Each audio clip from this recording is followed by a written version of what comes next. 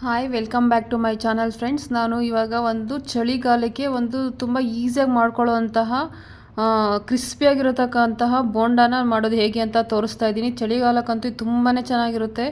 So ಅದಕ್ಕೋಸ್ಕರ ತುಂಬ ಈಸಿಯಾಗೂ ಮಾಡ್ಕೊಬೋದು. ಅದಕ್ಕೆ ನಾನು ಫಸ್ಟ್ ಏನು ತೊಗೊಂಡಿದ್ದೀನಿ ಅಂದರೆ ಹಸಿರು ಮೆಣಸಿನ್ಕಾಯಿ, ಈರುಳ್ಳಿ, ಸಬ್ಸಿಗೆ ಸೊಪ್ಪು ಅಥವಾ ಸಬ್ಬಕ್ಕಿ ಸೊಪ್ಪು ಅಂತಾರಲ್ಲ ಹಳ್ಳಿ ಕಡೆ, ಅದು ಮತ್ತು ಸ್ವಲ್ಪ ಕೊತ್ತಂಬರಿ ಸೊಪ್ಪನ್ನ ತೊಗೊಂಡಿದ್ದೀನಿ. ನೀವು ಬೇಕು ಅಂತ ಹೇಳಿದ್ರೆ ನುಗ್ಗೆ ಸೊಪ್ಪು ಕೂಡ ಆ್ಯಡ್ ಮಾಡ್ಕೋಬೋದು. ನನಗಿಲ್ಲಿ ನುಗ್ಗೆ ಸೊಪ್ಪು ಸಡನ್ನಾಗಿ ಸಿಗಲಿಲ್ಲ, ಅದಕ್ಕೋಸ್ಕರ ನಾನು ನುಗ್ಗೆ ಸೊಪ್ಪು ಆ್ಯಡ್ ಮಾಡಲಿಲ್ಲ. ಸೊ ಕಡಲೆ ಹಿಟ್ಟನ್ನು ತೊಗೊಂಡಿದ್ದೀನಿ, ರುಚಿಗೆ ತಕ್ಕಷ್ಟು ಉಪ್ಪು ಮತ್ತು ಹಿಂಗು ಮತ್ತು ಇನ್ನೇನು ಅಜ್ವೈನು ಎಲ್ಲ ತೊಗೊಂಡು ಮಾಡ್ಕೊಳ್ತಾ ಇದ್ದೀನಿ. ಸೊ ಚಳಿಗಾಲಕ್ಕಂತೂ ಇದು ತುಂಬಾ ಚೆನ್ನಾಗಿರುತ್ತೆ. ಸೊ ನಾನು ಹಾಕ್ತಾ ಇರೋ ಇಂಗ್ರೀಡಿಯೆಂಟ್ಸು ಕೂಡ ಅಷ್ಟೇ ಬೆಚ್ಚಗಿರೋ ಅಂಥದ್ದು ಹಾಕ್ತಾಯಿದ್ದೀನಿ. ಸೊ ಒಂದು ಬೌಲ್ಗೆ ಎಲ್ಲನೂ ನಾವೇನೇನು ತೊಗೊಂಡಿದ್ದೀವಲ್ಲ ಅದನ್ನೆಲ್ಲ ಸಣ್ಣಗೆ ಹಚ್ಕೋಬೇಕು. ಅಂದರೆ ಈರುಳ್ಳಿ, ಕೊತ್ತಂಬರಿ ಸೊಪ್ಪು, ಸಬ್ಬಕ್ಕಿ ಸೊಪ್ಪು ಮತ್ತು ಹಸಿರು ಮೆಣಸಿನ್ಕಾಯಿ, ನಿಮಗೆ ಬೇಕು ಅಂದರೆ ಪುದೀನ ಸೊಪ್ಪು ಕೂಡ ಆ್ಯಡ್ ಮಾಡ್ಕೊಳ್ಳಿ. ನಾನು ಹೇಳ್ದಂಗೆ ನುಗ್ಗೆ ಸೊಪ್ಪು ಕೂಡ ಆ್ಯಡ್ ಮಾಡ್ಕೊಳ್ಳಿ, ಅದು ಕೂಡ ತುಂಬ ಚೆನ್ನಾಗಿರುತ್ತೆ, ಹೀಟ್ ಕೊಡುತ್ತೆ ಮೈಗೆ. ಸೊ ಚಳಿಗಾಲದಲ್ಲಿ ಮೈ ಸ್ವಲ್ಪ ಬೆಚ್ಚಗೆ ಇಟ್ಕೊಂಡಿರ್ಬೇಕಲ್ವ, ಸೊ ಅದಕ್ಕೋಸ್ಕರ ಈ ಸಬ್ಬಕ್ಕಿ ಸೊಪ್ಪನ್ನು ಹಾಕಿ ನಾನು ಮಾಡ್ಕೊಳ್ತಾ ಇದ್ದೀನಿ. ನೀವು ಸೊಪ್ಪುಗಳು ಎಷ್ಟು ಹಾಕ್ತಿರೋ ಅಷ್ಟು ಕೂಡ ತುಂಬ ಟೇಸ್ಟಿಯಾಗಿ ಬರುತ್ತೆ. ಸೊ ಎಲ್ಲನೂ ಸಣ್ಣ ಸಣ್ಣದಾಗಿ ಹಚ್ಚಿಟ್ಕೊಂಡಿದ್ದು ಅದಾದಮೇಲೆ ರುಚಿಗೆ ತಕ್ಕಷ್ಟು ಉಪ್ಪು ಹಾಕ್ಕೊಳ್ಳಿ, ಒಂದು ಸ್ವಲ್ಪ ಕಡಲೆ ಹಿಟ್ಟನ್ನು ಹಾಕ್ಕೊಳ್ಳಿ. ಅಕ್ಕಿ ಹಿಟ್ಟನ್ನ ಸ್ವಲ್ಪ ಮಿಕ್ಸ್ ಮಾಡ್ಕೊಳ್ಳೋಕೆ ಅವಾಯ್ಡ್ ಮಾಡ್ಕೊಳ್ಳಿ, ಯಾಕಂದರೆ ಅಕ್ಕಿ ಹಿಟ್ಟು ಹಾಕಿದ್ರೆ ಅದು ಬೋಂಡ ಸ್ಮೂತ್ ಬರೋದಿಲ್ಲ, ಸ್ವಲ್ಪ ಗಟ್ಟಿ ಬಂದುಬಿಡುತ್ತೆ.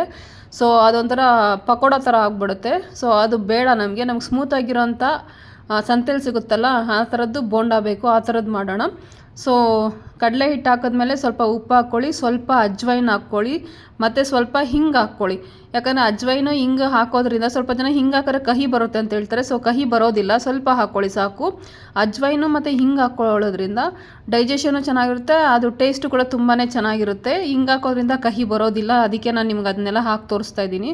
ಸೊ ಅದಾದಮೇಲೆ ಏನು ಮಾಡಬೇಕು ಅಂತ ಹೇಳಿದ್ರೆ ನೀರು ಹಾಕೋದು ಬೇಡ, ಜಸ್ಟ್ ಹಂಗೇ ಎಲ್ಲ ಮಿಕ್ಸ್ ಆಗೋ ಥರ ಹೊಂದ್ಕೊಳ್ಳೋ ಥರ ಎಲ್ಲನೂ ನೀಟಾಗಿ ಕಲಿಸ್ಕೊಳ್ಳಿ. ಅದಾದಮೇಲೆ ಒಂದು ಸ್ವಲ್ಪನೇ ನೀರು ಹಾಕ್ಕೊಂಡು ಸ್ವಲ್ಪ ಸ್ಮೂತಾಗಿ ಪೇಸ್ಟ್ ಥರ ಬೇಡ, ಬಜ್ಜಿ ಇದ್ರ ಥರ ಹಂಗಂತೇಳ್ಬಿಟ್ಟು ಗಟ್ಟಿಯಾಗೂ ಬೇಡ, ಅದೊಂಥರ ಇದಾಗ್ಬಿಡುತ್ತೆ, ತುಂಬ ಹಾರ್ಡ್ ಆಗಿಬಿಡುತ್ತೆ ಬೋಂಡ.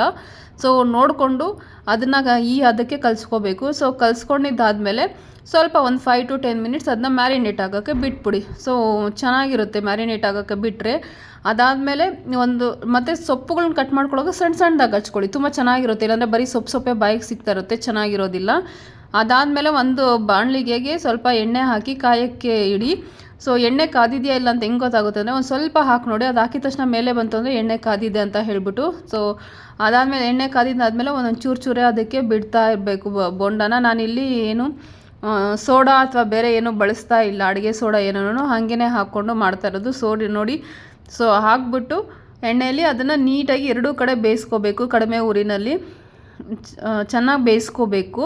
ಸೊಪ್ಪೆಲ್ಲ ಹಾಕಿರೋದು ನೋಡಿ ಎಷ್ಟು ಚೆನ್ನಾಗಿ ಗರಿಗರಿಯಾಗಿ ನಮಗೇ ಎಷ್ಟು ಚೆನ್ನಾಗಿ ತಿನ್ನಬೇಕು ಅನ್ನಿಸ್ತಾ ಇದೆ ಅಲ್ವಾ. ಸೊ ಇದನ್ನ ಕಡಿಮೆ ಉರಿಯಲ್ಲಿ ನೀಟಾಗಿ ಬೇಯಿಸ್ಕೊಳ್ಳಿ. ಇಲ್ಲ ಅಂತೇಳಿದ್ರೆ ಜಾಸ್ತಿ ಉರಿ ಇಟ್ಟರೆ ಅದು ಒಂಥರ ಕಪ್ಪಕ್ಕಾಗ್ಬಿಡುತ್ತೆ, ಚೆನ್ನಾಗಿರೋದಿಲ್ಲ. ಸೊ ಕಡಿಮೆ ಉರಿನಲ್ಲಿ ಮೀಡಿಯಮ್ಮಾಗಿ ಒಂಥರ ಬ್ರೌನ್ ಕಲರ್ ಬರೋ ತನಕ ಇದ್ದು ಬೇಯಿಸ್ಕೊಂಡು ಅದನ್ನ ಒಂದು ಟಿಶ್ಯೂ ಪೇಪರ್ ಮೇಲೆ ಹಾಕ್ಕೊಳ್ಳಿ. ಯಾಕಂದರೆ ಸ್ವಲ್ಪ ಜನ ಎಣ್ಣೆ ಇದು ಮಾಡಲ್ವಲ್ಲ. ಸೊ ಟಿಶ್ಯೂ ಪೇಪರ್ ಮೇಲೆ ಹಾಕಿದ್ರೆ ಅದೆಲ್ಲನೂ ಎಣ್ಣೆ ಎಲ್ಲ ಅಬ್ಸರ್ವ್ ಮಾಡ್ಕೊಳ್ಳುತ್ತೆ.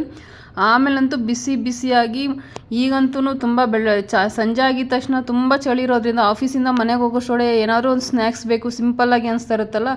ಸೊ ಈ ಥರ ಸಿಂಪಲ್ ಇಂಗ್ರೀಡಿಯೆಂಟ್ಸನ್ನ ಯೂಸ್ ಮಾಡಿಕೊಂಡು ಮಾಡಿ, ತುಂಬಾ ಟೇಸ್ಟಿಯಾಗಿರುತ್ತೆ, ತುಂಬಾ ಚೆನ್ನಾಗಿರುತ್ತೆ.